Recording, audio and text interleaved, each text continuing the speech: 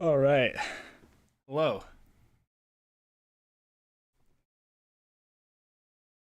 Sorry for the delays there. Um, yeah, I gotta get some music going. And my camera angle's a lot lower today. But that's just the way it's gonna be.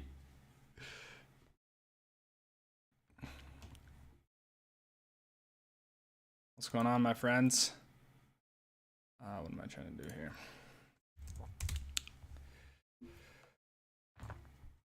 Hannah, Matt, Justin. Hello, Hannah. Great to see you again. And we got Justin, it shows Super Stoke Squad #1, which is sick. Number isn't right. 16 months. I don't know why the number isn't right. But I mean, it's definitely been more than a year because you have that let me see. Or has it been? I can actually find out. And then Hannah, 8 months. I don't know if 8 months is accurate or not. I feel like sometimes it just defaults to 8 months for everyone. But thank you guys for being part of the Stoke Squad. Just much appreciated. Jay, what's going on, man?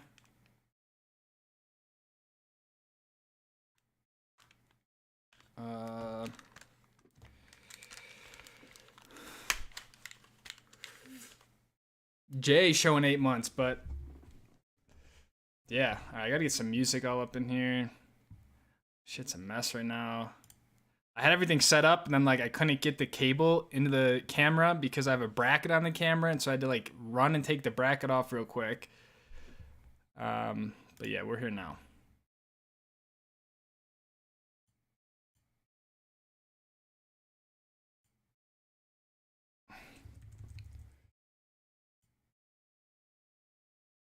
All right, and then let me know what you guys think of the audio levels once we get it going here. What up, Pharaoh? Tuesday, no Wednesday. Yeah, I'm flying tomorrow, so I can't do tomorrow. So I just figured, you know what, screw it. I'll just rip one tonight for an hour or so. So yeah, kind of short notice, but I tried to put it up like 24 hours in advance. And yeah, appreciate you guys being here either way. Figured maybe I'll give people who don't usually have a chance to come to the streams. But yeah, we decided to rip a Tuesday stream. And then trying to think next week. Next week I don't really know yet because I'm actually traveling on Tuesday next week to go to Florida. So I'm gonna have to just play that one by ear. Jay, 8 months with the snowflake. Thank you, Jay. You've been a great member to the community here. What up, Connor? What's going on, man? I don't know if it's 8 months either. Yeah, I could find out. 16 months is right. Rare non-Wednesday live stream. Yeah, that's right. Jeff, thank you. I made it back last night, actually, Monday evening. I was up in kind of ended the trip up in Nia Bay or Cape Flattery. And so from there it was like 16.5-hour drive. And so I drove like, what did I end up doing? I ended up driving a few hours that night. I drove out to like Port Townsend, I think. Checked out Hurricane Ridge in the morning, and then hung on in Port Townsend for a little bit, then drove, I don't know, 4 hours. So basically Monday I had like a 9-hour drive back. So I tried to kind of break it up a little bit because 16.5 hours was a ton. But yeah, so we made it back.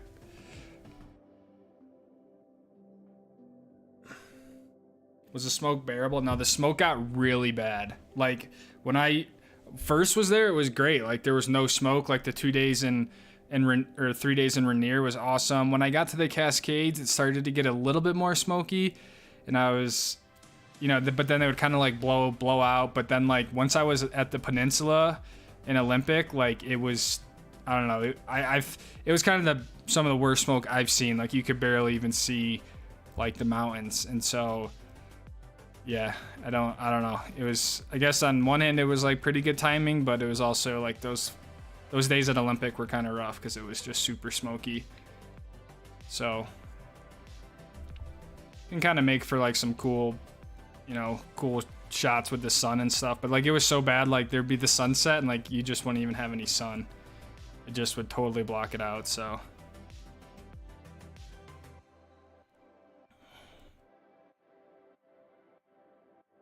next week is Sebring. Yep, I'm stoked. It's gonna be dope.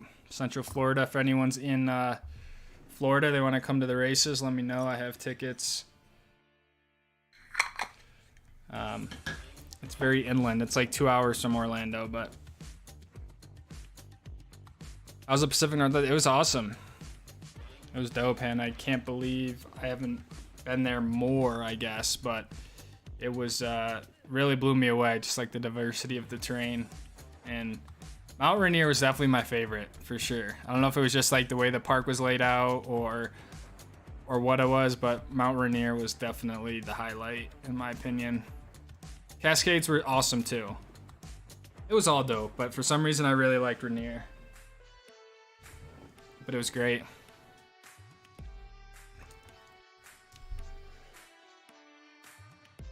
Definitely a new stick for me, but not sure how long.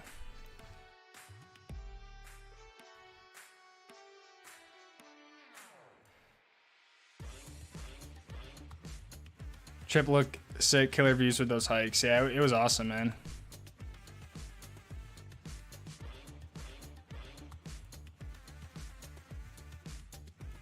What's up with this music, man?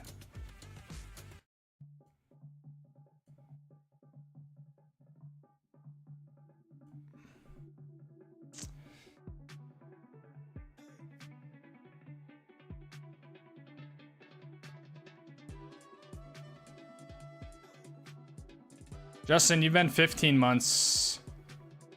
I believe it shows me. So maybe the 16 is correct. Yeah. Trying to look here. Jade says 7, so probably the 8 is also correct. Hannah's 7 as well, so the 8's probably correct. Connor's also 7. A lot of people in the 7s.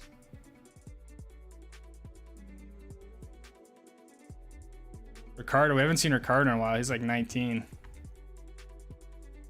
Barbara's our longest standing at 20. Hit day number 30 at the bike park. Only a few weekends left though. Yeah, I feel like, I don't know, everything's kind of transitioning to fall and then getting ready for the winter stuff. I'm about to get the Garage Gang. Summon the Rangers, Gordon. That's right, dude. Let's get them all in here. Get them all in here.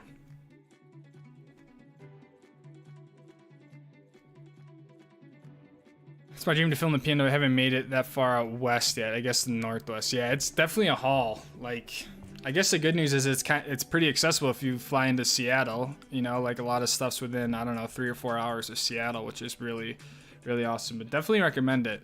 I think like the late summer, like July, August, when the stuff is melted out and everything. Like even September was awesome. It would get pretty chilly at night. But I mean, it was still like full on hiking season all throughout there, so it was awesome. Which hikes did you end up doing in North Cascades and Olympic from JJ? North Cascades, I did something called the Maple Loop. It was like a 7.5 mile like loop up to Maple Pass, overlook Lake Ann, which was awesome. I really liked that hike. And then I also did a hike called Blue Lake. I tried to do a hike to the Hidden Lake Lookout, but the road up there was just too much for Luna. So I turned around about like a mile into it, unfortunately. So those are the 2 hikes I did at Cascades. And then Olympic, I did Storm King over Lake Crescent, which was pretty gnarly. Then I did the Ozette loop off of Lake Ozette. It was like this 10-mile loop that went 3 miles through the forest, then 3 miles or something down the beach, then 3 miles back to the forest. So that equals 9 miles. But it was something like that. Like it was a triangle. It was a really cool hike. And then I went up to Cape Flattery. Not really a hike. It's like a mile and a half stuff. I think that was it. I didn't make it over to the rainforest or anything like that. I kind of stayed on the north side of Olympic.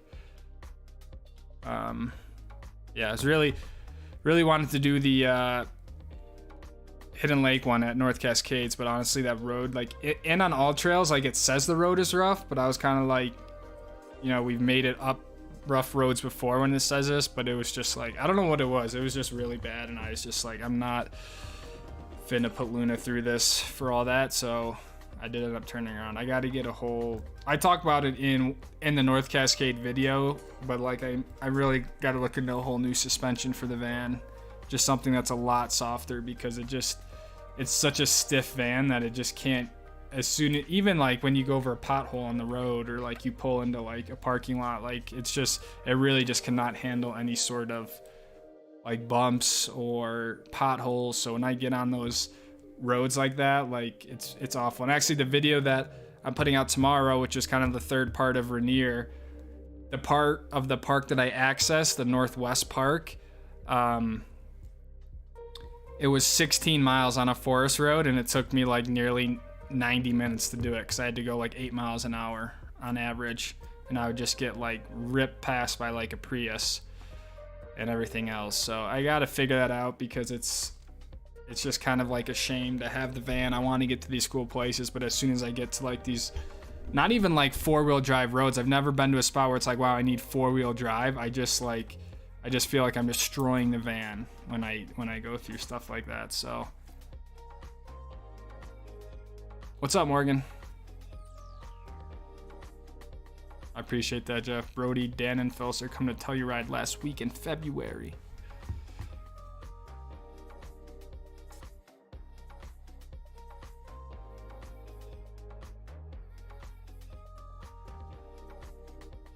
GoPro 11 drops tomorrow.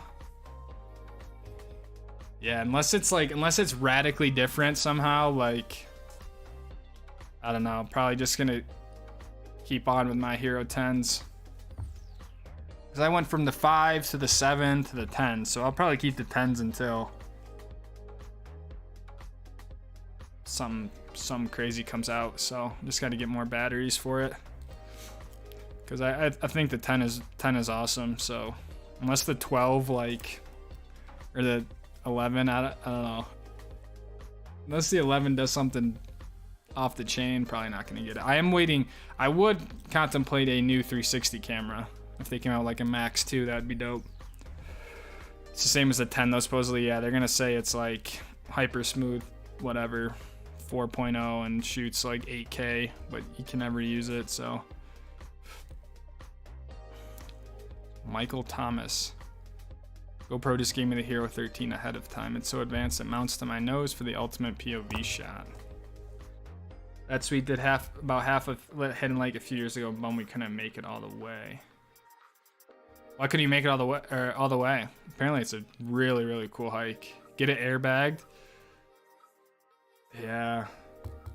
I don't know. There's a bunch of suspension kits out there. I really just need like a whole softer platform, I think, is really the only option. But you know, that stuff, suspension's expensive for sure. So I probably would wait to do it until the spring of next year, because it kind of at this point, I mean, there's still some desert stuff we could do, but there's not going to be as much, you know, that stuff happens more like in the spring, summer, and all that. So,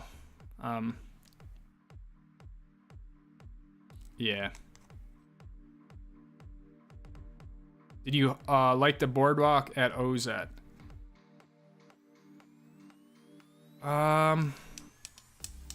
If you're talking about like how the hike is like on the boardwalk, I thought it was cool. It was like, dude, honestly, I did like the first 3 miles out of the forest, and it was like, of all the hikes I was doing, it was like obviously, you know, a lot more flat. Like it was pretty simple. So I got out to the beach and I was like, okay, dope. Like 3 miles, like that was great. And then by inexperience with like the coastal stuff, like I got to the beach at the high tide.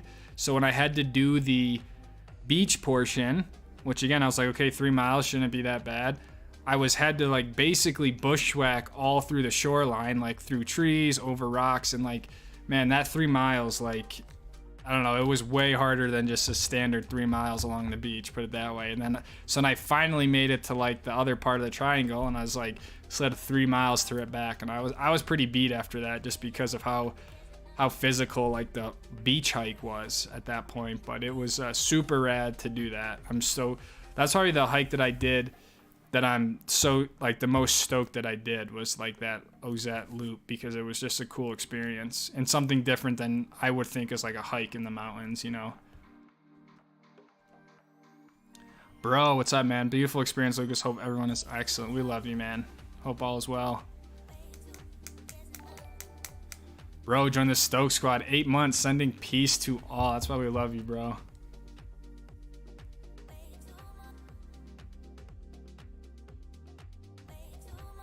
Hope the room is growing. Excellent.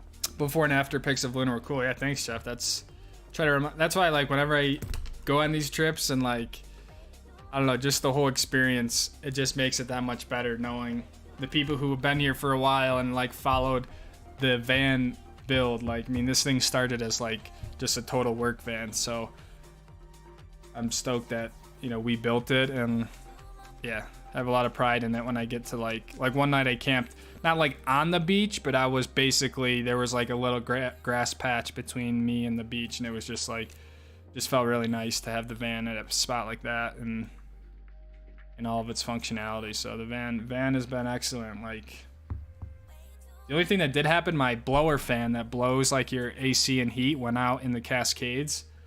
Luckily, like, the climate was pretty mild, so it wasn't a huge thing, but I just ripped it out this morning, spun it, put it back in, and it worked. So I think the motor is going, but I think it just kind of seized up. But the dealer wanted like $250 for the part, an hour of work at 190, so it was gonna be $500. I'm like, yeah, I'm just gonna try to rip this out, and glad I did. So I'm gonna be making some, hopefully in October here, once I get back from these 2 weeks of racing, I'm gonna be doing some, not like anything huge to the van, but just like little things that need to be done, like latching the doors up and building some more shelves. And because that was the longest stint that I did in Luna, it was about 10 or 11 days, so kind of got a feel for like what worked, what needed improvement, all that sort of stuff. But I do think the plan is going full-time in the van here, just all together. Kind of once I get back from racing, I just think I'm just gonna go in the van, probably gonna head south for a little while to like Arizona, Sedona, stuff like that. You know, Zion, Hurricane, and then yeah, start to work our way over to some skiing when that stuff comes. So dude, this music's like, I've just picked a playlist. Okay. I'll say this, I got the Max Hero 7. The only thing about filming the Max is I can't keep my helmet out of POV shots. Yeah, that can be kind of tricky. It depends. If you have it mounted like up at the top of your helmet, like you're gonna pick up your helmet a lot more. You should just I don't know where it's mounted, but if you just have it kind of mounted off the front, it's easier to get a wide POV and not pick up your helmet. But it can be tough to get nice and wide and not pick up your helmet. So I would encourage you to try to mount it more down, almost like you would a regular GoPro. Bag Luna with self-leveling valves. Yeah, I got to figure out like how much I want to put into her. She's almost 10 years old, so she's not the newest one out on the road anymore, but she still runs like a champ. So, and we built her, so it's like, yeah, I don't know. That means everything to me, rather than just going and buying one. Parker Moore, hiking vids have been awesome. Hope everyone's doing well. Thanks, Parker. Appreciate it, man. Good to see you, my friend. Try airing down. Great point. And I need to. You're totally right. I should air down when I get on stuff like that. I don't have I need like a little 12 volt, like, you know, air compressor or something that I can air back up when I'm off those roads. That's kind of that's why I don't, because I'm like, shit, I just don't know if I air down too much, and I don't know. You're right, I should have just done it, especially where that hike was, because it was only a few miles back into town where I probably could have found some air. But yeah, that is a yeah, good point.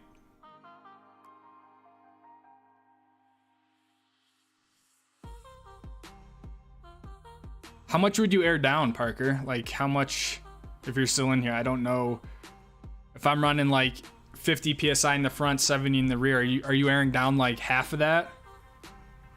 Or do you just air down a little bit? I don't know. We were hiking across snow, and then a rock stump fell from a clump of trees above us. We were thinking there was a bear, mountain lion maybe. Don't remember if we had bear spray. We're hiking across snow, and a rock stump fell. So you just turned back because you weren't really sure if there was some wildlife threat. I got you. That's kind of sketch. Celeste, what's going on? Hello, hello. You've been to Vail. I have, yes. 0 hertz. I have been to Vail before a few times. It's a great resort. Not a whole bunch of like super expert terrain, but it's very big. See news, I want to park more expert terrain off the circ. I did see that. I just saw the headline. I didn't click on the article. I just saw like whatever, more advanced terrain, and I saw a picture of the snow sled that brings you around the circ that I graciously missed. That hike was no joke, man. I thought that hike was gonna be walk in the park because it was flat, but dude, that thing was long, and yeah.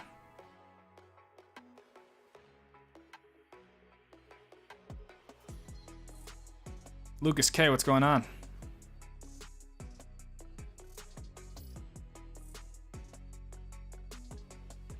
Any plans on Glacier National Park? Probably not at this point in the year anymore, Max. I wanted to get up there. And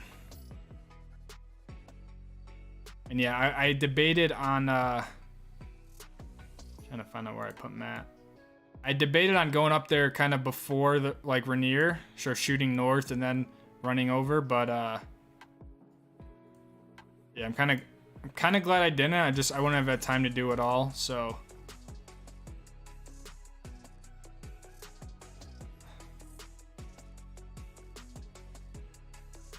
I have been there before though, Max, and it's an amazing place.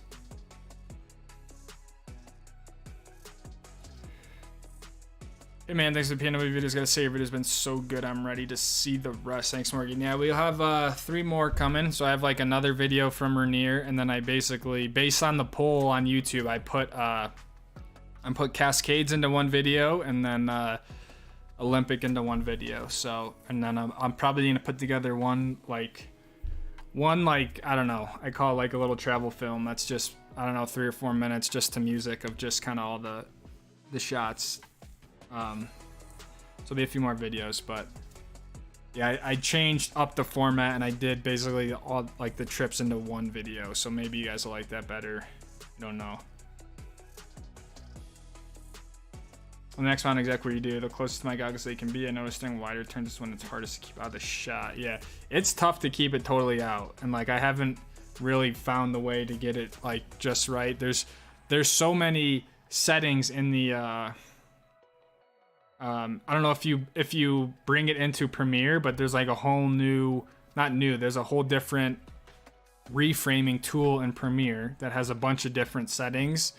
And so I've just found, I have like a preset that I made just because I needed something that would go quickly over the footage, that like gets me pretty close. But if you're on something super steep or like your helmet's a certain way, sometimes you can't help but keep the helmet out of your shot. So yeah, I don't know if you're just doing it all in like the app or how you're necessarily reframing the 360, but the Premiere plugin does give you a little bit more like flexibility with it. While the overlanding guys run your same tires and air way down. Damn.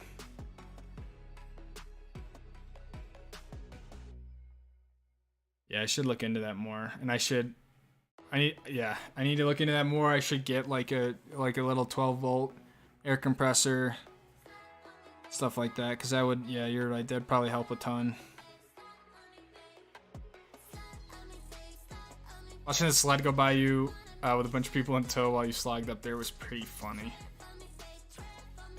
Didn't I do it twice? I feel like I did the hike twice. I think I did do it twice. I got sick. Yeah, I guess the sled just wasn't running that day. More bearable with the touring setup from Matt Edwards. That is correct. I gotta represent the non-touring people. Hey Lucas, been considering drilling the rules for wilderness areas seem unclear. Not marked in the apps yet. Regulations say you can't fly. Do you fly in wilderness areas?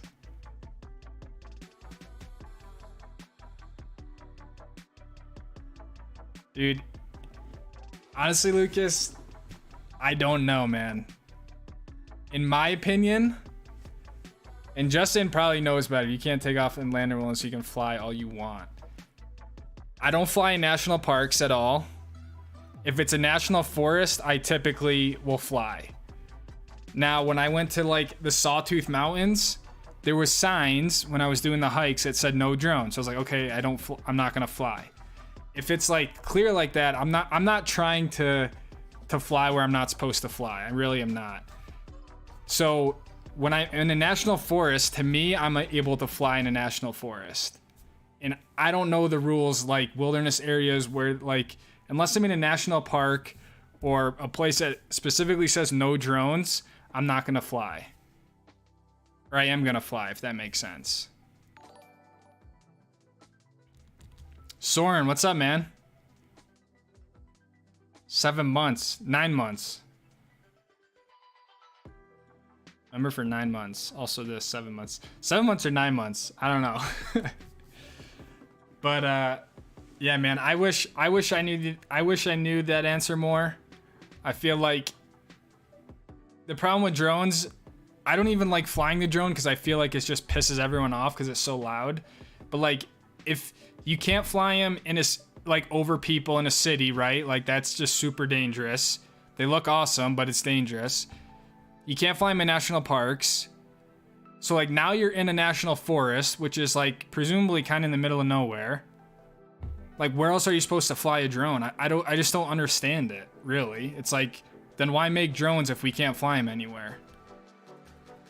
And I try to go like high up and like far away so people don't hear it. Like every time I fly in a drone, I'm like, oh my God, like I just want to get this thing out of the air. I hate it. I really do. I hate flying the drone. I love the footage from it, but like every time I fly it, I just feel like, yeah. And then I bring it down into a Sprinter van. I'm just like, dude, this is like, but I'm like, at the same time, where the hell am I supposed to fly the thing then? So if it's like questionable, I typically don't fly, but a national forest, I'm flying the drone. So I don't know what designates a wilderness area from a national forest. And then you see shit on the internet of people just like, and then, so then I'm in Rainier on the second day I was in on the Sunrise side, literally like not where I was parked, which was right down the street from the visitor center. This dude launches a drone and is flying the drone over like the visitor center, getting shots of Rainier. I'm like, are we allowed to fly drones here or what? Like, I was like, that would be the last place I would ever fly, is like at the freaking visitor center. And especially then you put it on YouTube. Like, it's one thing if you're just gonna fly and like you have the footage, cool.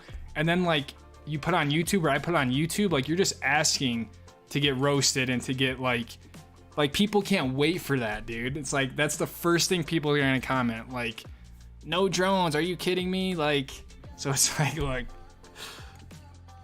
yeah, you can only, I don't know.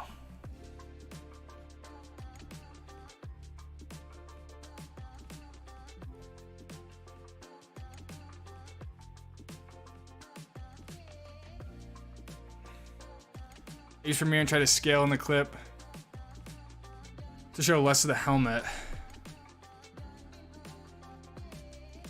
Yeah, you got to scale in. There's also like some distortion features. You can play with like the way it's kind of distorted, like the I forgot which one it's called because I haven't used the thing in so long. But like the way it kind of tilts down, you can kind of bring the angle of the camera down a little bit. And then honestly, if you're in a spot where it's like, for the most part, it's good, then you dip and show your helmet. You can keyframe the effect. So you can keyframe it so it's one way, and then as it starts to show your helmet, you can like scale it in subtly and then come back out. So that's where the 360 stuff takes a long ass time, is like when you're trying to play around with all that. So sometimes I just say whatever, screw it. Like it's more or less about like the run and the footage. But so what's up? I just camped in Alpine Lakes Wilderness, Lila Lake, which is near Snoqualmie Pass. Beautiful area. That's dope, man. I drove on my way back home. I drove through or over Snoqualmie Pass, I believe. There's just so much up there, like not even like apart from national parks, that I just feel like would love to get back up there. Any thoughts of taking a full backpacking setup through overnight multi-day hikes? Parker, I have been, honestly, like ever since I got back, that's like all I've been looking at is like backpacking equipment, like the whole deal, because I would honestly love to do more stuff like that. I guess, to be honest, I'm scared. I'm nervous to do it because I do everything solo. So it's just like, I guess just doing that by myself, I'm a little timid to do. But I think it's definitely the next step, because I get up in these locations and I have to kind of do it in the day, then bust back down. Even doing like sunset stuff, you know, and then I'm hiking down in the pitch dark by myself. I'm like, man, this would be awesome if I either just had people to do it with, or if I was able to just like camp up here, or, you know, or somewhere where you're able to pitch a tent and then, yeah, catch the sunset, catch the sunrise, and then come back down. So it's like, yeah, I would love to do it. I've been looking into it a bunch because I just think that's kind of the next stage of what I want to do with the hiking stuff, rather than try to rip like one of those, like that second Idaho day, we did like 16 miles in a day, and I was just like, man, this would have been way nicer to just like split it up. Yeah, right, Matt? Like I can't, none of us, everyone has the same badge. It's the skier doing like the grab. I don't know who's, you know, I don't know who's been, well, I don't know if it's because I'm using like Streamlabs, like this other software, so it doesn't register right. Let me see.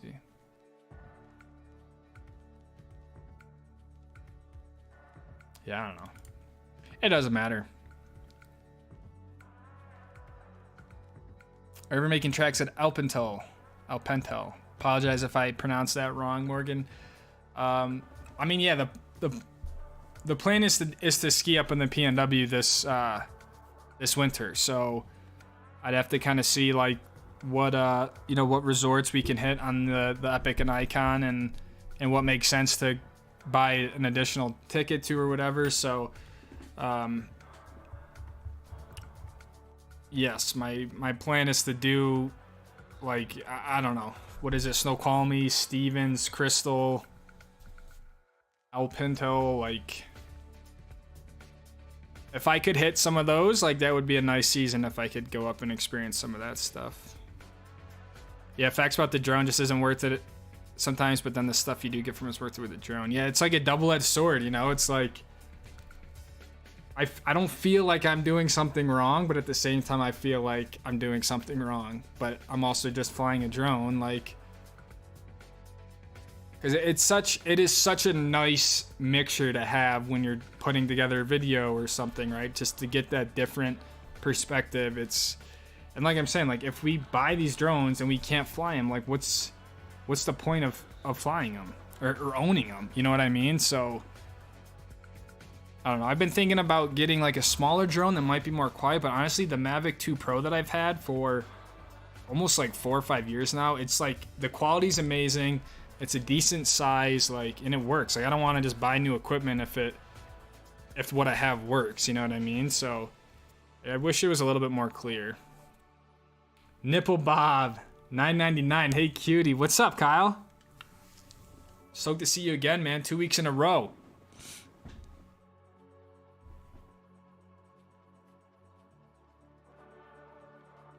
Yo, yo, yo, what up, Kyle?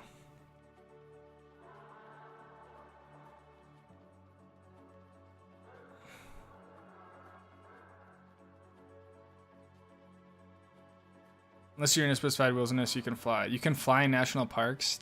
Tell me more, Justin. I thought like national parks, like there's no way. Sometimes I'll fly right outside the national park. Hell, I'm even scared to fly like at a ski resort. Maybe if I'm lucky, I'll park like down Little Cottonwood Canyon and I'll fly up to the resort. But like one time I flew at Beaver Mountain, Beaver Creek. Dakota, what's up, man? One time I flew at Dakota Creek, Beaver Creek, and I was like freaking out. I don't know. I think it's in my head more, but I don't know. Right, then I pull up YouTube and there's videos from national parks. Yeah. Yeah, we're still talking about the drone shit, but shit, man. It's better to ask for videos and permission. You're right. And I feel like I used to do that way more when I first got the drone and like whatever, I was 5 years younger, 4 years younger. It's harder for me to do that now. Now I'm like, yeah, is it cool? All right, I'm just gonna get a few shots. I'll fly it way the hell away so no one can see it. And I get one shot. I'm like, yes, success. Brennan, what's going on, man? PNW look beautiful. Billy, yo, yo. Wombat Billy, great video series. Thanks, man. It's not done yet. Working on the other video right now. It'll come out tomorrow. And yeah, it'll be a few more. But I gotta be honest, guys, I had so much freaking fun with the van. Like in that sort of stuff. It was an interesting balance of like how much can you do, like then you need a rest day, right? It's like it's easy to just want to just like keep doing shit day in and day out, but it's like finding that balance of like what actually is sustainable. I didn't get that balance, I feel like, but it was nice to try that. I need to watch the portion of PCT. Yeah, I thought I was gonna see more when I drove over it, but I just like drove on the highway and then it was like, I don't know. Then I was like out of the snow quality pass. I don't know if I had to get off the exit, but don't be scared because solo backpacking is amazing. Billy, yeah, man. I don't know if you got that part. Sorry, just chat. Sometimes I see a little bit later, but yeah, the plan is to get up to the PNW. I mean, like the big plans here is like PNW, which means like Washington and Oregon, and then I would love to do a little bit more in California. So I mean, if I could get some of those under my belt, I'd be really stoked on that. So I haven't really decided if I'm just gonna make like a trip and just stick to that, or if I'm gonna be more kind of like following the snow, you know, like if, I don't know, it doesn't really happen, but if the PNW just doesn't get snow and it's snowing in Utah, do I just stay in Utah and ski POW, or, you know, just stick to a route and just do it either way? Garmin InReach, I've seen that, man. I've been read up on it. To be honest, I don't fully understand how it works. Like, I understand it's like a satellite phone messaging system. But like, say you're somewhere and you use it, like then what happens? You know, like, is it really reliable? I guess is my point, my thing. But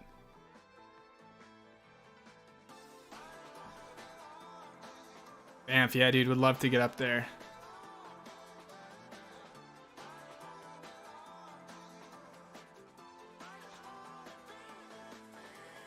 Banff, Lake Louise, and I think it's like Mount Norquay. There's like 3 of them up there or something.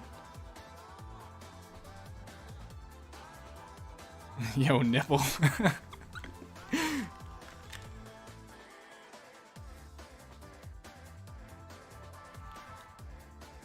I'm making sure I'm on. Yeah. InReach for solo trips is a must for me. Huge peace of mind for myself and family.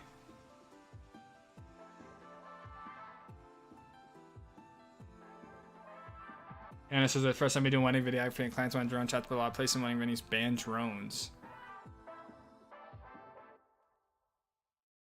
If it's for a client like that, and like if for a wedding, I'd be like, yo, I'm flying this fucking drone, and like we can talk about this later.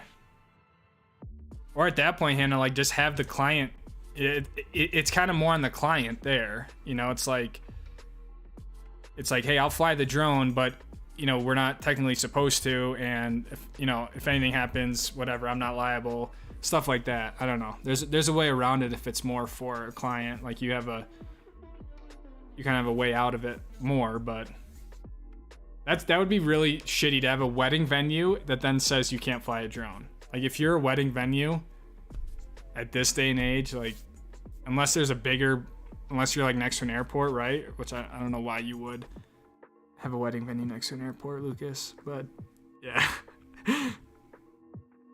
InReach Mini 2. So the B4 you fly at for DJI shows if you are in a restricted airspace.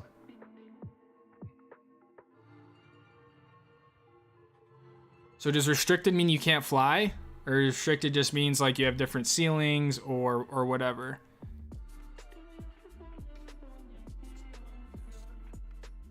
Very little restricted airspace in the US. I've been in some of those lift accessible backcountry. I get 6 free lift tickets to each season. You won't want to ski lower air. Some instances.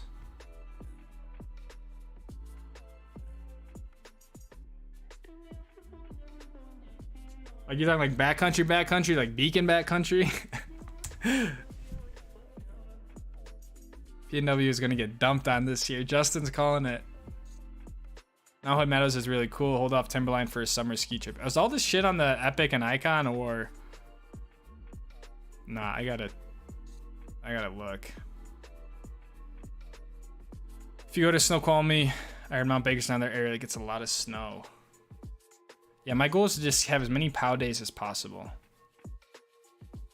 People are gonna be like, yo, why don't you do any tricks? Or like, yo, hit a cliff. You're like, dude, my goal at this point in my life is to just ski as many POW days as I can. You have to subscribe to a plan and send messages via SAT network. Reliable, just slow. No voice, text only, weather too. Right, I saw that you buy the InReach, then like, isn't it like 10 or 15 bucks a month? You can kind of activate it and deactivate it as you go. So if you're gonna go on a big hike or whatever, and you send messages. So could you send a message? The message you send, is it only to like an emergency service, or do you link phone numbers to it and it sends like a message to whatever, your dad or your mom or something, or how does that work? Because that would be huge. Like that would be really, yeah, like you said, Luke, or who said it? I think Parker said it. Just peace of mind, really, more than anything. And I get sketched in bear country too. Like I know it's a super rare thing, but I'm super transparent with like what I don't know, and like I know I just don't.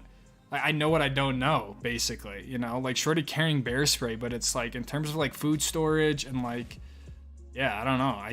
I get nervous about that shit. And so I'm comfortable with stuff that I feel like I have knowledge in, but like when there's an area I don't, like I don't try to be naive to it. I'm like, look, I don't have the expertise there to do it. But I guess the only way to get it is by doing, you know, by going through it, right? But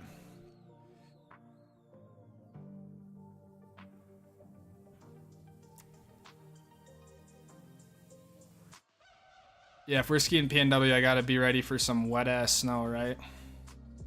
That's the problem with going any farther west. Everything's just so thick. But when it's deep, it doesn't really matter. Like that day at Heavenly I had, when I just skied the same shit day after day, or same runs. It was so heavy, but it was so deep. It was all good. Crystal and Baker is the go-to spots in Washington. Crystal and Baker.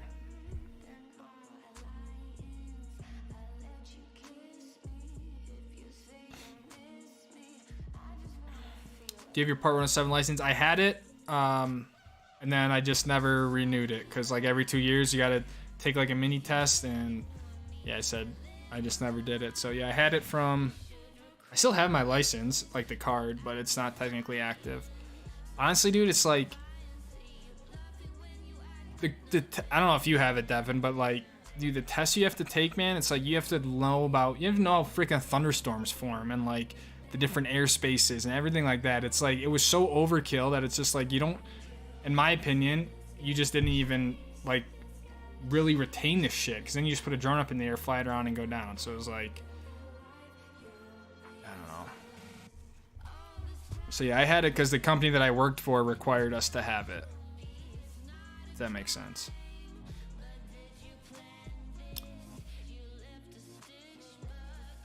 Hoodworth traveling from East Coast to ski.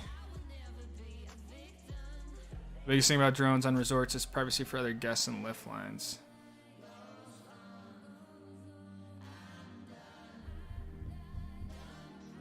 There's no retaking the test every 2 years. Once a pilot, always now. When they changed it, because my license says it's expired in September of 2021. So unless if they like change it this year, I don't think am I grandfathered into it still?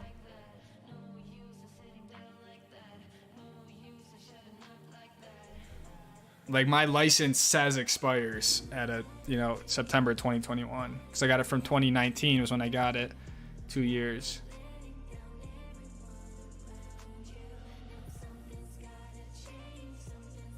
Yeah, Lucas, that trip was crazy. Yosemite to Whitney, did some side trips, 260 total, 56,000 gain, 30 days. It's crazy. Nip, I saw that. Going to house game BC for 4 days in March, and I'm just beyond stoked, dude. 4 days in BC is going to be insane. Where are you doing it out of? Like Revelstoke? Beacon are needed for backcountry. Is a quick map of all the backcountry to Pinto. It's a ski traverse. Guys, I got so much to learn. It's unreal.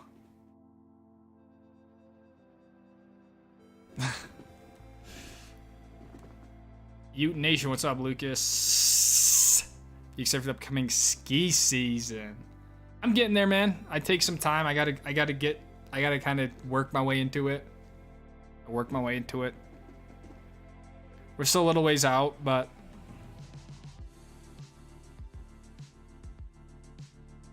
seems as Epic's not calling me, and Crystal is Icon.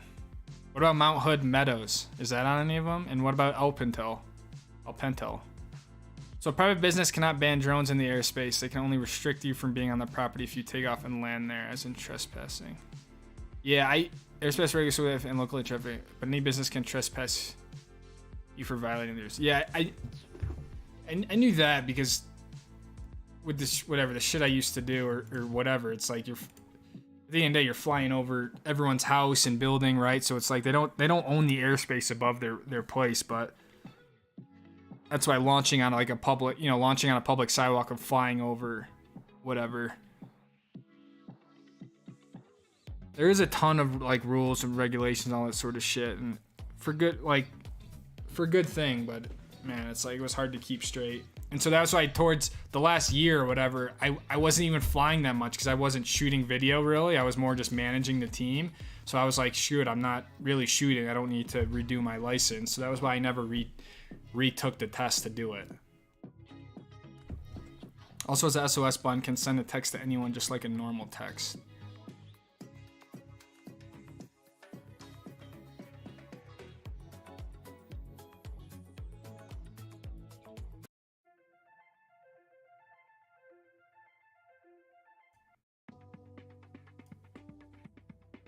So any finance I launch from off the property, yeah. $60 for unlimited messages. You send to cell numbers or other Garmin devices. You can send group messages. They see it as a single point-to-point. So no group responses. That's pretty rad. So you could just send a text to anyone. And so what does the SOS button do? I appreciate the info, Parker, if you're still in here, but like SOS, does that just like alert emergency services, and they like have a GPS ping of your location, or do they call you? Do they text you, or like what is supposed to happen if you hit SOS, I guess?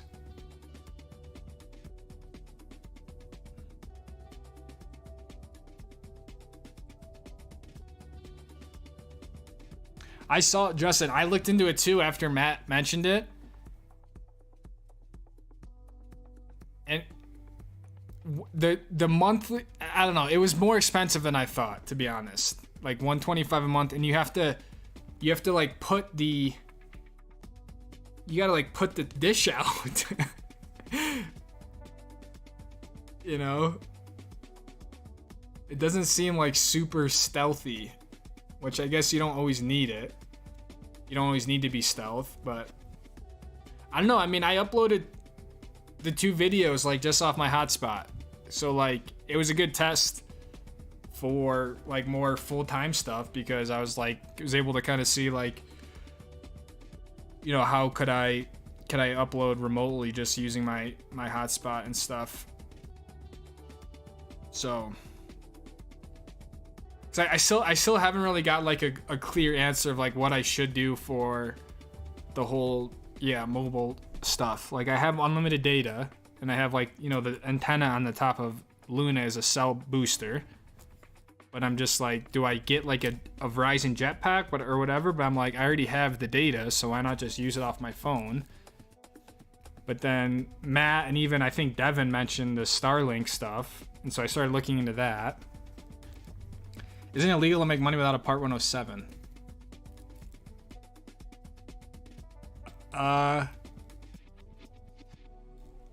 Maybe technically, like it's meant for like commercial work, so yeah.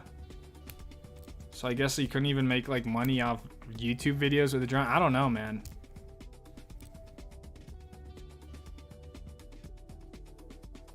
I think it's more of like a liability issue. If you're like a company, you know, and you have an employee that's flying a drone, which I don't know. It's a great question. I really just don't know the answer to it. I just took the test, studied it in like 2 days, you know, went in like, I passed by like whatever, 2 questions, right? And it's like, okay, I have my Part 107. I just back to flying a drone. That's what I didn't like about the experience. It just didn't feel like you really were learning something. Maybe that's my own fault, but I just felt like you're just checking a box to say you have this license so the company can go make money with your drone skills. So it's like, Von Zipper, what's going on, man? Start planning your Squaw Valley trip now. Upcoming season is going to be epic. Look, man, one thing I don't do is I don't predict the snowfall, the weather, none of that shit. Even if it says it's going to do something, man, it's like, until it's actually doing it, I could care less what the forecast says, what it doesn't say, what the freaking Farmer's Almanac says about how much snow we're going to get. But yeah, planning on making it back to that area at some point, so. See ya, JJ. I heard Steven and Snoqualmie get super crowded. Good point. That wasn't one of my questions I had, was what are the crowds like at these PNW places, but log in your FAA pilot count, dude. I appreciate it, Justin. I don't even know my freaking, I won't even know my login to begin with, unless it's all tied to my old like the company I used to work for, but I guess I could try that. I'll click this link and see if I can get into it later.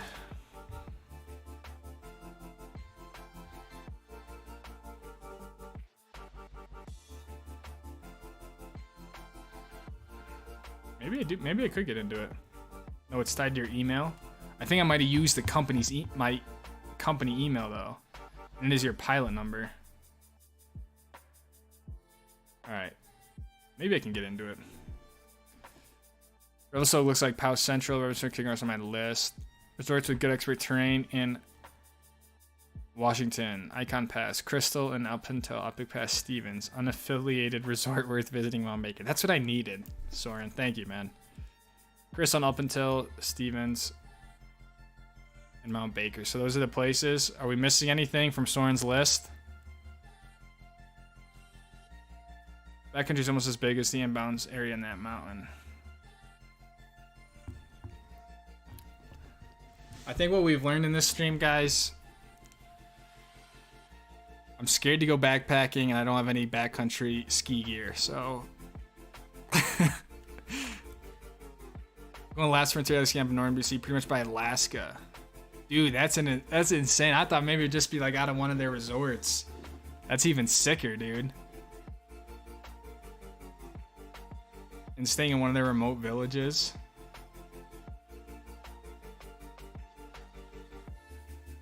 Dude, I can't wait to see all about that, hear all about it, dude. That is epic. 4 days too, man. At like a prime time. Said end of March, like, dude, that's gonna be like peak. That reminded me, Nipple. I don't know if you guys remember last year when we went heli skiing. One of those days was cat skiing because the other day got weathered out, right? So that day got like rolled over. So we able to get on the schedule for like this coming year. I think we're doing it in January again. I'm not really sure, but we do have another heli day with Powderbird, that whatever was supposed to be done last year. So that should be kind of fun. I would love to get up to Alaska at the end of the year, but that's a bit more hefty. Most extreme lines at these resorts are in off-piste areas not marked. Some require hiking. All of Elpentil shit's marked though. Elpentil's. Yeah, I mean, I definitely I enjoy hiking a lot, especially, you know, with skiing. So I'm definitely not afraid to do any hikes, but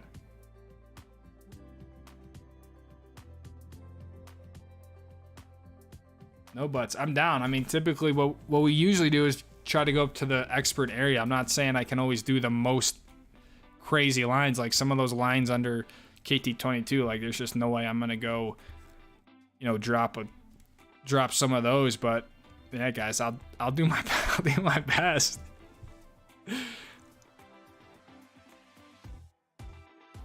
Every message you sends your GPS if you want it, so family can see. SOS goes to emergency services with their location, they message and send rescue, basically.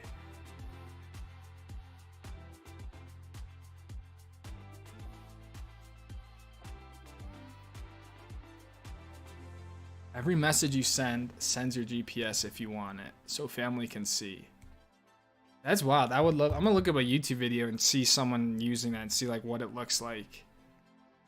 Like, if you get to your your summit or wherever you're at and you send a text like, yo, I'm all good.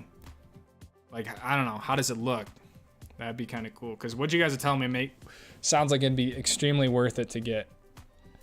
Because I do everything solo, and a lot of the stuff, I mean, Rainier, right, like, wasn't as big of a deal because there's a lot of people around, but like, as soon as I got to the Cascades, like, they're just, you know, it was a lot more remote in that like Maple Passing that I did. And I mean, Olympic, there was a good amount of people, but a lot of the stuff I do is based off like the contingency that I'm by myself, right? Like, how far do I want to go? Is it a popular trail? Is it not popular? But 30th birthday, that does seem epic, dude. For 30th birthday, that is unreal. Who are you going with? Family, friends, or like how are you doing it? iPhone 14 has that built. I saw that. I saw the new iPhone has like an SOS function. I'm still rocking the 8. Been thinking about upgrading to like a bit newer of a phone to have like a little better camera, but dude, it's like the list goes on and on, right? It's like between the van, like ski shit, camera shit, I'm like, dude, it's so easy to spend money. Self-lines that goes on your roof and it's super high speed. I'm saying, now we're talking about Starlink. It's not a bad idea though. Self-aligns and it goes on your roof and it's super high speed.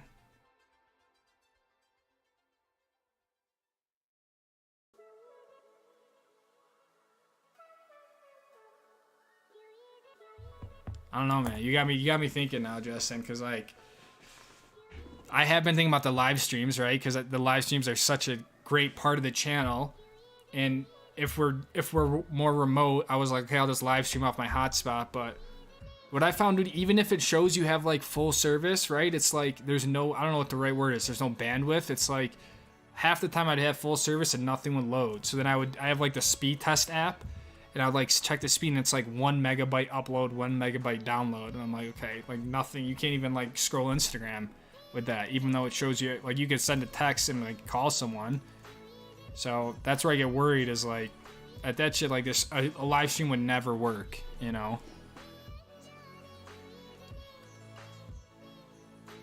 And I'm not necessarily saying like the winter, I know it's whatever, last season, this season, whatever, however you want, like it's typically pretty rigid, right? Like I was able to get the videos out Tuesdays and Fridays, live stream Wednesdays.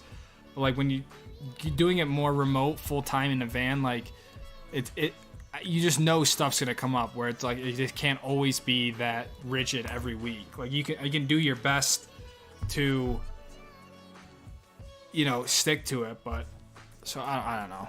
We're all gonna figure this shit out together, I guess. So I like truly appreciate all the insight, the information, because like I said, man, I know what I don't know, and like I'm totally open to help with this sort of stuff. So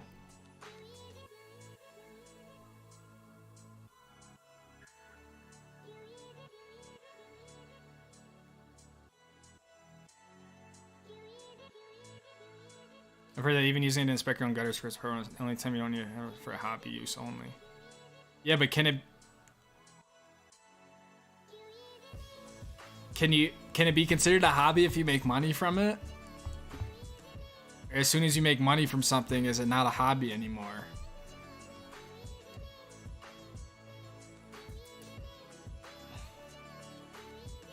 Justin is a man of knowledge, Nipple. Very much so. Lots of people in here are men and women of knowledge for sure.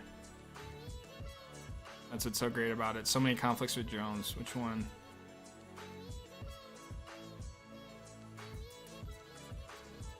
I don't really understand that, Lucas. Which one? Oh, that. Okay. Sat Sauce Garmin, same with iPhone. I see. Steven has the worst lines, so call me. Only true bad lines are during night skiing. Weekend lines aren't bad as Stevens. You want to even learn with lines? In my experience, like, look, we skied on the weekends only, Saturday, Sundays. Dude, honestly, there could be a line out the corral, and I would rip through the singles line and be right there and get on the lift and not even wait. So in a way, skiing solo is good because I rarely wait in lines. Not that I'm cutting a line, not that, it's just like a lot of times you can rip singles and the line could be 30 minutes and you're in there in 5, right? Or like even less. So in a way, lines aren't really a huge deal, thankfully. They can be kind of bad like on the POW days, but even still, like singles line is just so much quicker to get through. Especially, I'm not bashful about jumping on with, like, you know, to fill the chair, right? It's like those days of like the COVID shit where you're like spaced out, only when you're like, that stuff's over. So it's like if there's a spot open, like I will, yeah. So it's good because I can just rip through, hop on the chair. Ferry was cool, Justin. I did a ferry before when I did the van stuff from where did I go from? When I went up to Vancouver Island, actually. So I ferried there, but it took longer than I thought, which was it turned me off a little bit. And I did the last ferry because there's only one open, so it was like all in the pitch dark. But you know, like they wanted you there like 40 minutes before, right? So like I was just sitting there, and then like the whole thing just took a while. It took me longer than I thought. Maybe I was like, okay, I'll just eat dinner after I rip over real quick. And like, you know, it was one of those was like took me 2-3 hours to get over. So I was just tired and hungry and all that. But the ferry was cool. It was super seamless. Went up on the deck, but it was pitch dark. But it was still really rad. I'm glad I did the ferry. CMH Heli, definitely. It's a popular one. Luka Visnic, come to Brazil. What are we gonna do in Brazil? Send photos on Discord of the Garmin. Yes, please, dude. That'd be sick. This old man and I is the best, dude. That's awesome. The your 30th birthday, 4-day heli trip with your dad, man. That's gonna be, yeah, like you said, one to remember. Morgan Anderson, what boots you're gonna be skiing in this season? I'm skiing the Albello Krypton 110s. If you guys remember, I broke the boot before, and then I got new boots, and then the first time I skied them was at Squaw Valley. But I've been thinking about getting a stiffer boot. I think the 110 is too soft at this point of what I've been skiing and just my career with skiing. I don't think I need like a 130. I think a 120 would be good. But right now, guys, like, I had someone message me like, yo, when are you putting on a new ski gear video? Like, everything's the same. I don't even know if I'm getting new skis. So at this point, yeah, everything's the same. So my plan is to use those for now, but they were an older model than what I had before. They might be 2017s, maybe 2018s. I like the Del Bellos, you know, they were comfortable to hike with and all that sort of stuff. So Derek Smith moved to Utah 2 months ago. I've been hiking literally every week, and this place is sick. Yeah, dude, Utah is dope for sure, man. And you're so close to other places too. Did you get up to the Uintas at all, or where have you been hiking? Speaking of Apple products, recently on MacBook Pro for use at college. That's dope, man. What are the specs in it? Do you like the M1 Max chip and stuff like that, or what'd you get? What company's gear ski do you ski? What company's gear ski do you ski? I know you've got a. I don't have any sponsor at all. I don't know if that's a misconception or people think I have any sort of ski sponsor. I have like the zip line, the goggles I use, and the poles. They've given me stuff for free at this point. It wasn't always like that, but it's more or less kind of like a dude that my dad knew from like the ski team, and so I just used the stuff, and then now since he saw the YouTube channel, he started giving me this stuff more. But I don't really have any sort of like clothing. All the Montec stuff, I bought all that. I even asked them before. I should dig it up. I sent him an email, right, of like, hey, I make YouTube videos. Could I get a discount on your suits? And they were like, yeah, we don't do that. And so I was like, all right, cool. And so I just bought 2 suits anyways. So yeah, I don't have any sort of sponsors, skis, anything like that. Everything I've used, I've essentially bought, other than the goggles and the poles at this point. But before I did buy them. At this point now, he gives them to me. But you guys have seen, like, I haven't gotten new poles in I don't know, since the channel, you know, started. Like, I've never gotten new poles. I've gotten a different set of goggles because like the foam falls out, but I don't like I don't. That's why I've been thinking about this stuff, because like I'm literally like the Montec, how many questions, like Justin would know, even Devin, these people have been in like you guys have been in the chats throughout the winter, right? Like, dude, one of the biggest questions I get is, what do I think of the Montec, right? And it's like all I'm doing is promoting the Montec, and like I do like it. I don't really have any huge complaints about it, but I'm like, man, I'm just giving these guys free advertising, I guess. But at the end of the day, it's like I make the videos because I like making the videos, right? It's like, and I'm timid to get that stuff involved, because it's like, then I feel like it's not like, then I'm making the videos for a company, and it's like, is it gonna change the stuff? Like, think of my skis, right? Like how I had a company. Hell, I'll just tell you guys now. The only person who knew this was Justin last year. But I had Forefront. I don't know if you guys ever heard of Forefront. The dude there reached out to me, wanted to send me a pair of skis to like use in the videos. And I wanted to try them out. He said they're similar to the JJs. It never really came to fruition for whatever reason. They weren't going to come with bindings. So I had to buy bindings, get them out. And I was like, look, I'm just going to use your skis.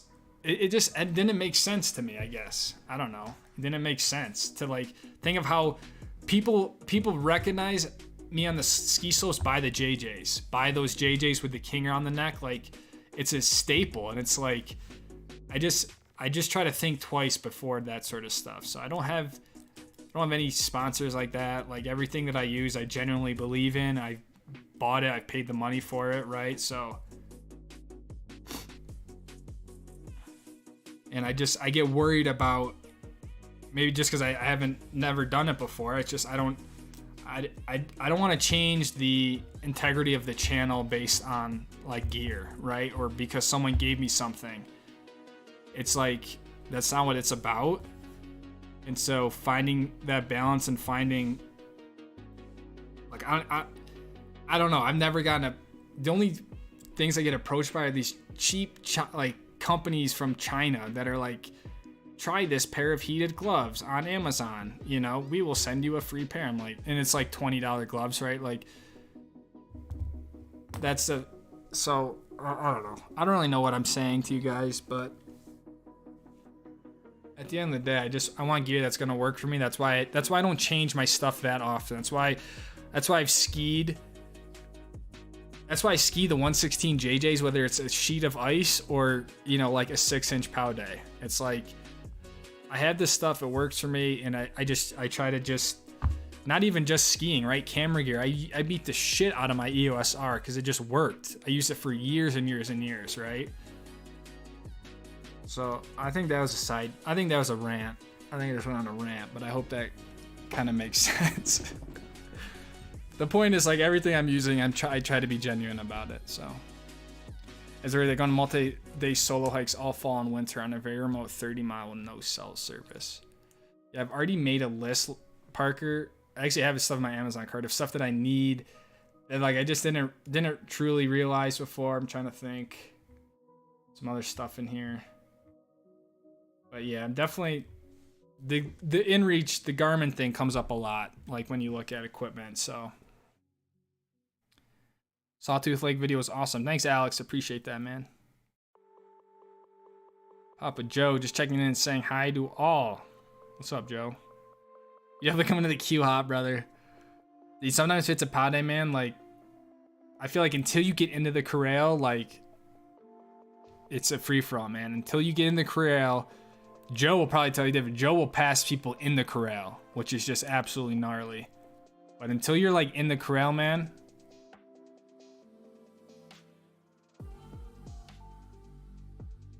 fill the chairs, that's right. Single lines is unbeatable. It is. Oh shit, I'm behind. Tofino, yeah, I went up to Tofino 2018. It was a dope little surf town place, but I don't remember the ferry route that I did. I must have went somewhere from Seattle to Victoria though. Because I checked out Victoria, which was a super rad city, and then I drove up to Tofino. And then I ferried from the port closest to Tofino over to British Columbia, maybe. I think that's how I did it. I think I did Seattle to Vancouver Island over to British Columbia.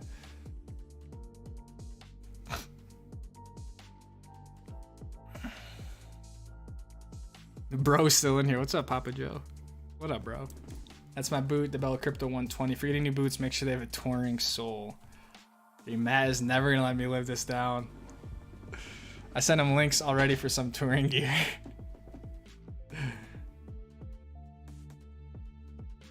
We gotta start tagging the Bella, get Lucas sponsored for boots.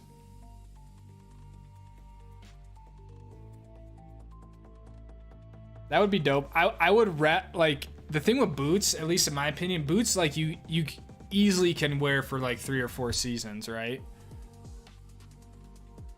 So boots, I feel like you don't go through as much. Like, a ski sponsor would obviously be cool because you could rock the new model like every year. And I also think, like, dude, just a general apparel sponsor would be rad because, like, am I in top chat? Shit. No, I think I'm on all chat. An apparel sponsor would be cool because there's so much shit between, like, you know, base layers, mid layers, beanies, obviously, like, suits. Stuff that, like, you use a lot, you know? Like, I literally have 2 pairs of ski socks, right? It's like, I've worn the same thermal for like 5 or 6 years. Like, I'm telling you guys, my outfit and stuff, like, dude, it's like, this does not change. You guys have seen, I wore glove liners I wear glove liners even in the thickest of POW days. Like the Alpine Meadows, if you watch that video back, I'm wearing glove liners throughout the whole thing until they get so soaked, I just have to take them off and I put gloves on. New boot, new ski time for me. Let's go, Nipple. What are you gonna get?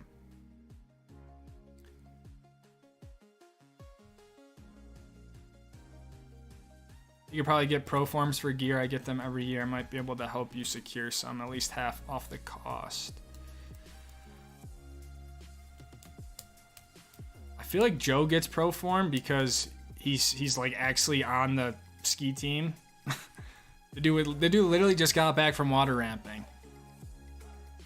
Literally, the dude, September, the dude was just at the Utah Olympic Park water ramping, so he does get pro form. Bro, $20. Thank you, brother. New apparel fund. Guys, we have so many funds. I need to get jars. So on the street, and I can just put like whatever tape on them, so I can keep all these funds organized. Because I think before we know it, the yogurt fund's gonna come back. And now we got an apparel fund. Bro, thank you, man. I'm stoked you're still in here. Thank you for being such a good light here in the community, my friend.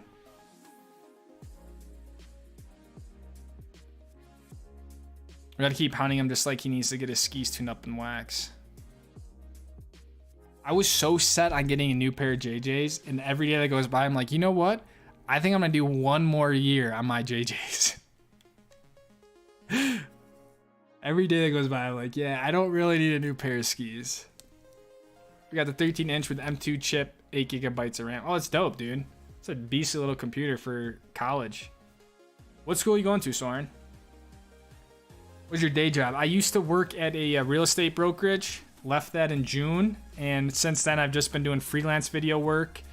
And then really since, I would say, yeah, so since June it's really been a lot of freelance stuff. And then the plan, I'm still trying to flesh it out and stuff like that, is to try to pursue the YouTube stuff more full-time here in the winter. So my day job was like director of video at a real estate brokerage. Most recently, but past few months I've been just on my own, still doing real estate shoots. Did a really nice shoot for a development up here on like with their agent. So just kind of been doing freelance stuff. It's been nice. Come on, man, you are a businessman. You gotta sell out now. Hashtag troll. Dude, I don't know, man. We'll see. I'm not saying I'm selling out by any means, but like everything, I think you gotta find the balance between what's sustainable and like just doing stuff for fun, right? Because like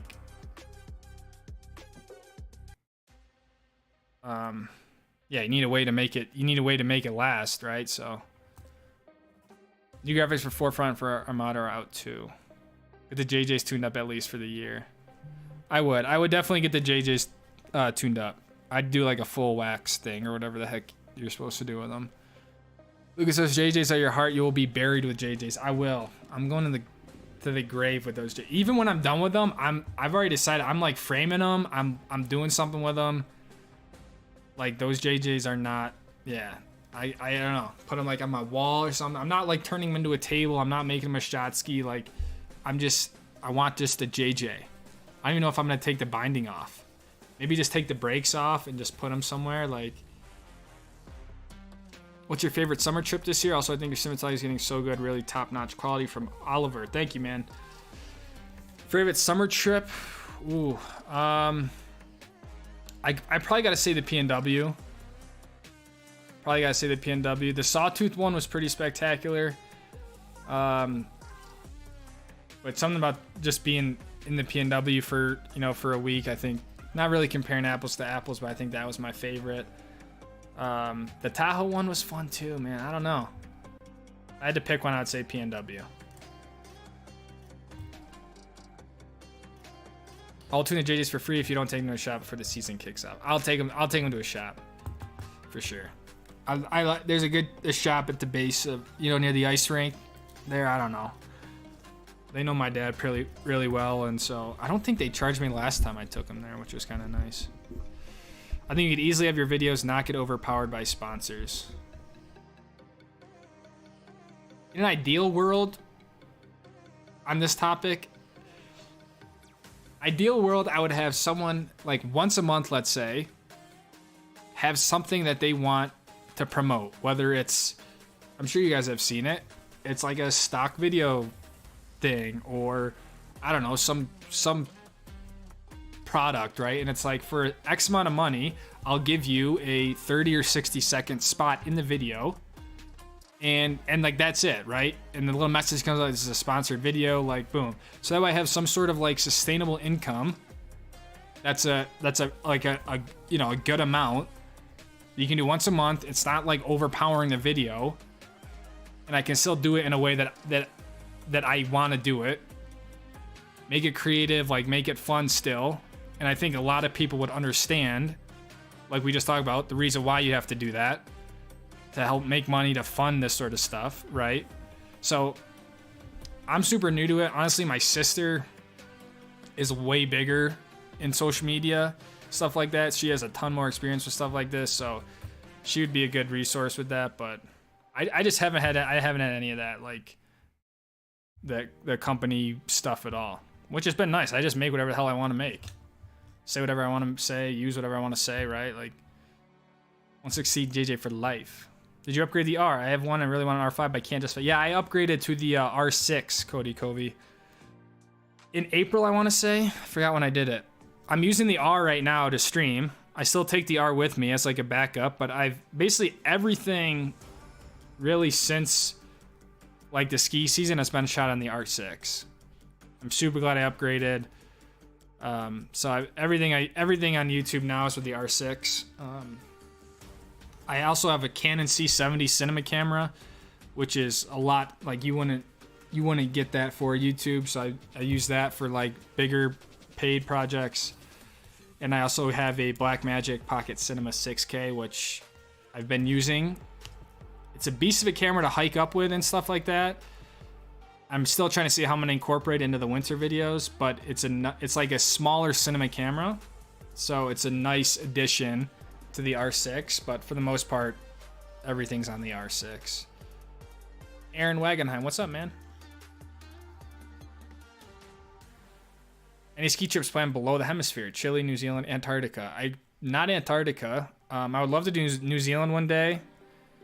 I'd love to do like a, you know, some sort of South America trip, but I mean, nothing, nothing planned, my friend. Penny hat, dude. There's my penny hat right there. I'm so pissed, dude. I forgot it for the PNW trip. I was gonna bring it, right? Because you go like a few days without showers and shit like that. So I was like, I need a hat, just kind of throw on. Freaking forgot it, man. And everything else, forgot the penny hat.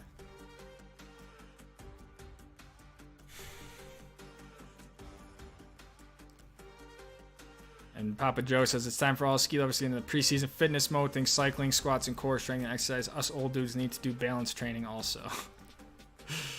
Oh man. Yeah, there's some fitness motivation. Don't overlook the fitness side of skiing.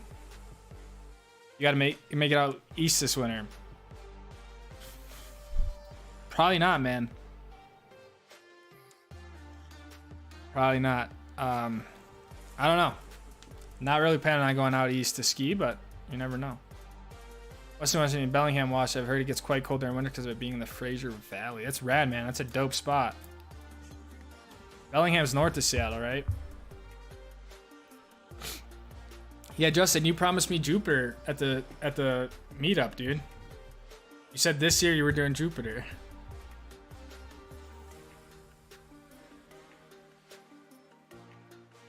I'm gonna hunt for new ski boots for work, medium flex, and bonus points for walking mode. Yeah, dude, that's kind of the same boat I'm in, Matt. I'm not huge in like an actual walking mode feature, but something that's comfortable to walk in and hike was definitely a good thing. And medium flex, I think, is the I think that's the sweet spot. I think what I'm on right now is just way too soft, man. I feel like I could touch my shins to my toes if I really wanted to. I also don't really buckle my boots. I leave them on like one. I typically just forget to actually buckle them, but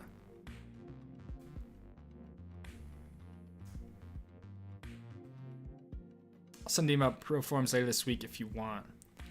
Yeah, man, I appreciate it.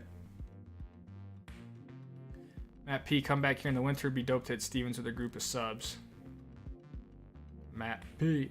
Yeah, I mean we're planning on working our way up there, so I'm Question is, do we just do a one big itinerary, or do we chase the snow where it's good and just try to ski as many POW days as we can? Spending a week in Yosemite next week. So I'll pick the first cold. Yeah, it's supposed to get kind of chilly this next week. It'll be good, man. It'll be nice. No people there.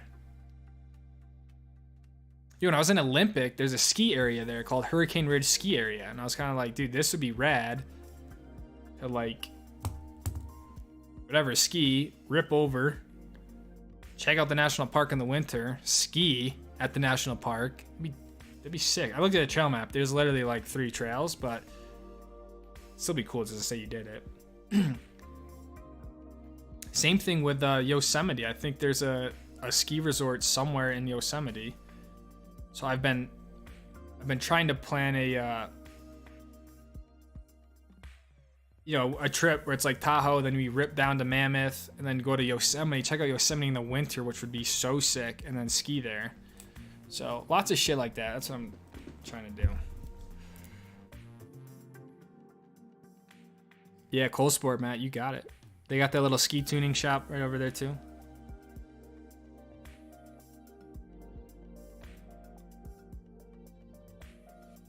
How about Max this year? That's what I'm talking about, bro. Formula One. Dude, it's almost like it's getting back to like where Hamilton just dominated. It's like the dude starts, what did he start? 14th in Belgium at Spa, and the dude just like by lap 3 he was like right in the podium. Like I just wish Formula One could be a little bit more even sometimes. Like it's great. I love Max. I want him to just win. But I'm almost like, wow, this dude, like, it just seems like he's in a different car. It really does. Like, he's a great driver, but it's like, dude, it's just.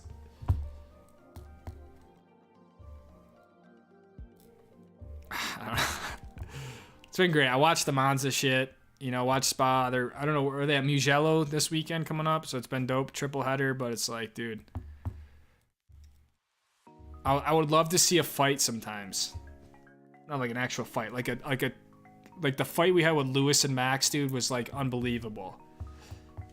And when it gets like this, like now he's got such a big lead, like he literally has to just like DNF like the rest of the year for it to even be close. It's like, headed to Montreal next year. Let's go, dude. That is gonna be sick. Montreal's a sick race to go to. I'll ski Mount Baker a bunch. Probably not in response to the East Coast question, should be in the live stream. Yeah, we need like a group. We need like an FAQ section of just like, what do you think of the Montec? I like it. What skis do you ride? Armada JJs. Are you going to the East Coast this year? Probably not. I'm going to do it this year at the Stoke Squad meetup. Let's go, dude. Holding me to it. So is Jay. I spent about 6 weeks in Eastern Washington. I see the passport pass. Want to make it. Of the Lang XT Pros. Oh, Langs. Okay. One of my first ski boots when I was probably like 14 in that teenager range was Langs, actually. I went Langs to Technicas to Del Bellos. I say you chase the snow except for the meetup dates. Yeah, that's kind of what I'm leaning towards, to be honest. I think it would be rad to just try to have like a white winter with the van. Just be like one POW day to the next. I don't know. Meetup dates, I don't know. Wait, that's something we all gotta figure out here. These people, you guys who are here all the time. It's like, how do we want to do the meetup? It's like. I talked about this a little bit, like, and Devin, you were at them, Jay, Justin. It's like the problem with the April date is like a lot of people, you put it out, people say, yeah, I want to go, and then it's just natural. Like you get to that springtime and like skiing just tapers off. So people who say they were gonna go, they're just not in ski mode. So like you lose a lot of these people. So is it better to do a meetup more in like the February time, right, where people are like into skiing? And then secondly, is it better to do a meetup in different regions? Not even like meetups, like, I don't know, it's just like a weird word. It's like I'm not trying to do like a meetup necessarily, but it's like, hey man, we're gonna be here. If you guys want to I'll meet up and ski. Like, it's a time where I can do it, because honestly, sometimes, and we have 30 people in here, which is dope. So thank you guys for coming in 90 minutes in the stream. It's been a long stream, lots of talking. I've seen people on the hill, right?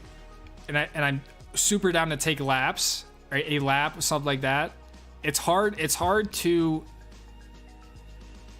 do it where sometimes people, they just want to like ski, and like I want to do that, but when I'm making videos, like there's a lot that goes into it to get what you guys see at the other end, right? So it's hard for me sometimes to just be like, yeah, let's just ski all day, because a lot of times I'm trying to figure out some sort of story that makes sense and get the shots I need. So it's easier. What I'm saying, well, the reason why I'm saying it's easier for me if it's like, hey, this is a meetup day where I can focus more on like skiing with people and like not thinking about, okay, how am I gonna show off this resort or this run, right? So that's what I liked about the meetups, is like it was a day where it was like, okay, this is more just about like the actual meetup and not trying to show the snow conditions or whatever it is, right? So that's why I think the meetup days are important, to have like a ski day with people, so people who are in the region can meet each other to ski in the future, right? So I think it's good for all that. It's just a matter of planning them out, and there's always going to be people who can't make it, or the day doesn't work or whatever, right? So, but I'm definitely, and it's a good thing and it's a bad thing, and it goes back to what we were talking about before, and Parker's still in here, so we talk about this here. It's like I am weirdly introverted, but I'm also, like I'm also able to be social and extroverted, but I am most creative when I'm by myself. I just am. I'm able to think about stuff in a different way. Like I think I have like I get like anxious sometimes when I'm around people. It's just like weird shit. I'm sure everyone in here has experienced some form of it, but it's like there's a part of me that really enjoys being solo for making YouTube videos. So I think a lot of the quality comes out from me being solo and being able to like really hone in on what I'm doing and able to like create this abstract picture that comes out in a video. And it's just the way I express myself. And I feel like when I'm with people, it puts like it almost puts like a curtain down on it, if that makes sense. It's weird. It puts like a curtain on the expression to where I feel like I can't be myself. I don't know. That's another side rant. We've had 2 rants in here. We're just going for it. Now I forget what we even talk about.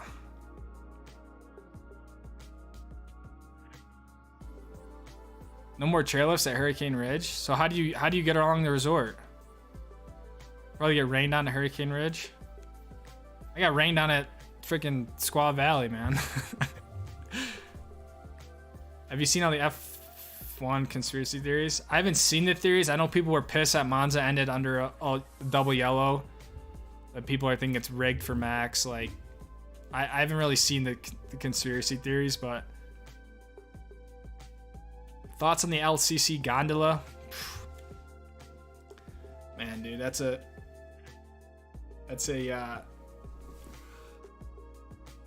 polarizing topic. I don't know. I think at the end of the day, I think there needs to be a solution for what goes on there, because it's gotten to the point where like you can't even enjoy skiing. And so I think out of all the options, I think the gondola makes sense. I think the issue is going to be building an enormous lot, right? That's going to somehow cater to all these people. I think another issue is just like the obstruction of the towers that are going to run through the gondola. And I think in a way, Matt talked about this last week, is like, who, right, with anything, who pays for it? Where it's like you have Snowbird and Alto who are going to be directly benefiting from this sort of stuff. And so at the end of the day, I'm for it, just because I really don't know a better system that's going to work when you have these storms that come in through Little Cottonwood. If you have a bus system or something, like, the good thing with the gondola is that it's essentially it's almost like weatherproof, right, to a degree. So I think it's going to be a good thing for people who don't want to show up at 6 a.m. to the parking lot or something, you know. So I don't really know, to be honest. That's why I haven't skied. I don't ski. I love snowbird and stuff, but I don't ski up there that often because on the weekends it's so difficult to get up there. So I think ultimately be good. I haven't looked into like the actual logistics of it, but I don't know, man. There's pros and cons to it.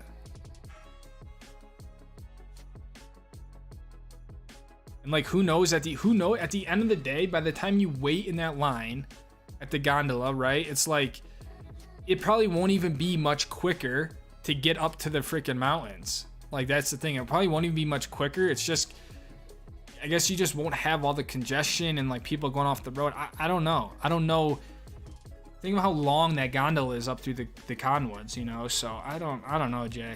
I'm torn with it because there needs to be a solution, but the problem is I just don't think there really is any like great solution no matter how you do it.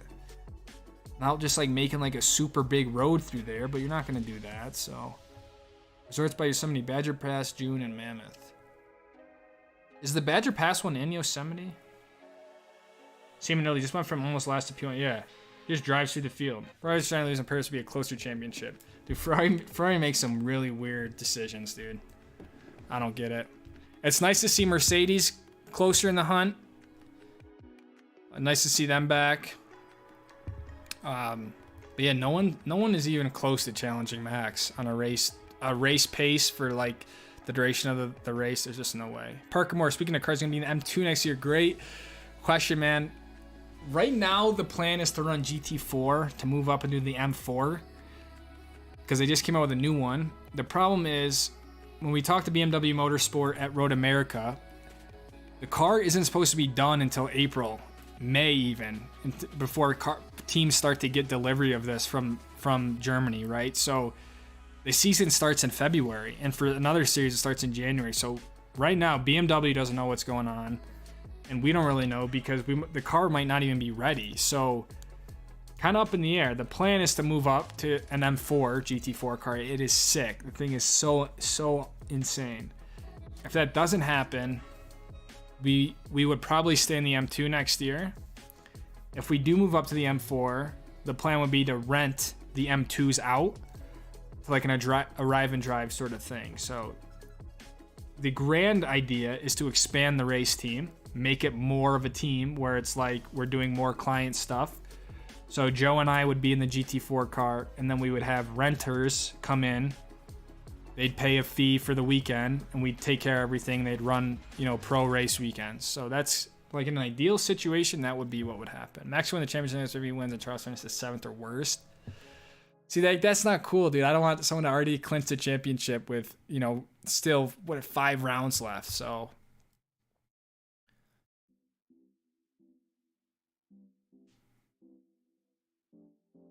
And now I'm starting to feel bad for Charles because it's like he's just kind of made some mistakes that really cost him the championship, and the decisions Ferrari makes. Like, I think I don't know. Charles should have done better. And the February PC sounds pretty good. One day at each region.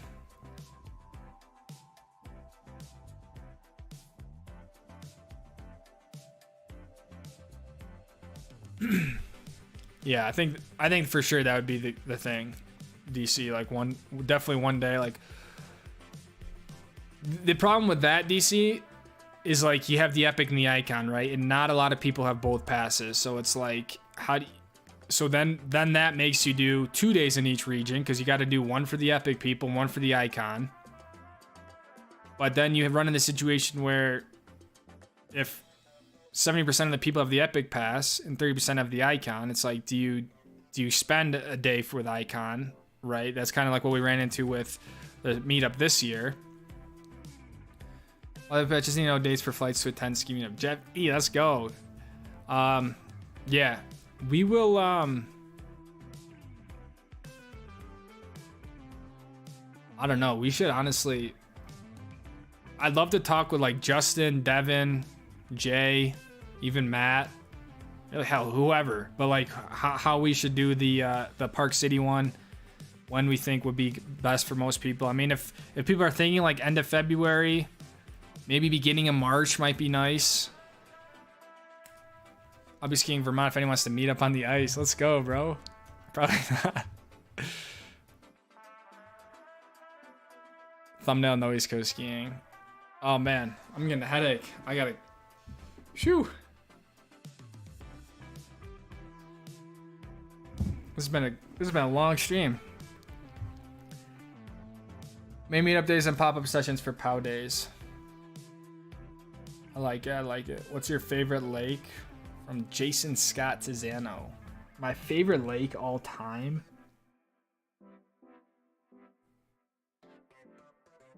Dude, probably Moraine Lake in Banff. That thing is just like unreal. Literally, it just doesn't even seem like it should be a real place.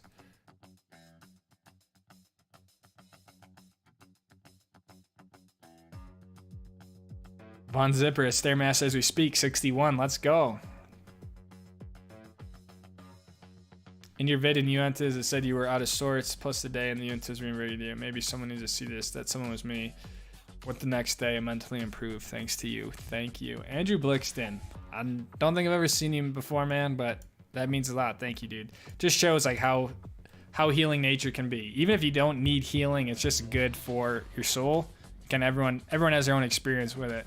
So a lot of times just getting out fixes a lot of things or improves whatever you need. So just such up to skating out west is all. Love the rants. Rants are good. I got rained on today fishing. Yeah, it's been nice. It's been raining today. Lucas K. Yeah, I'm with you, man. I gotta eat some food. I gotta drink some water. I can't do these streams without water.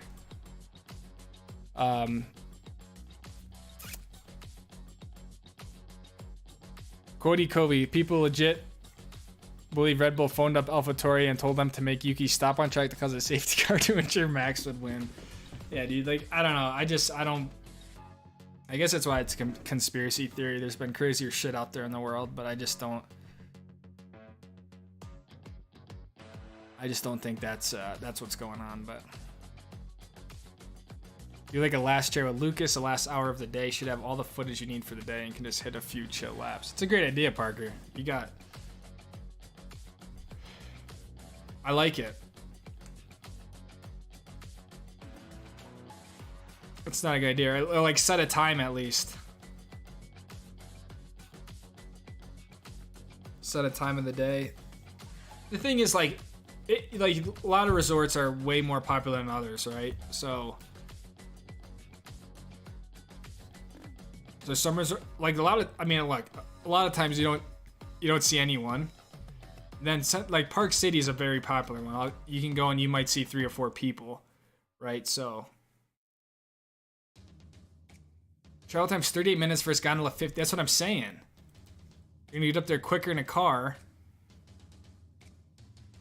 But also, Jay, at that point, it's like, it's not 38 minutes if there's traffic, right? Where it's like the gondola's always gonna be 58 minutes, right?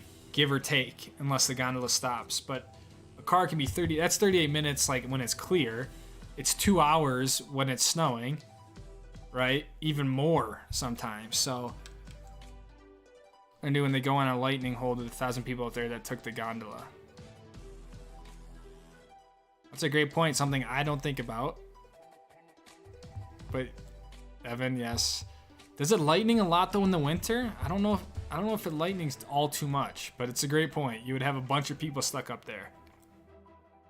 And if the canyon's on Inner Lodge, I bet if they're on Inner Lodge, I bet the gondola, it probably dumps the cabins, but then, fuck, I don't know, dude. Or they keep you stuck in the cabin. That's a good point, because all Inner Lodge things, they don't want you moving at all, right? Like, you can't even get out of the lodge to go cross wherever, so. Unless the stations are going to be, I don't know.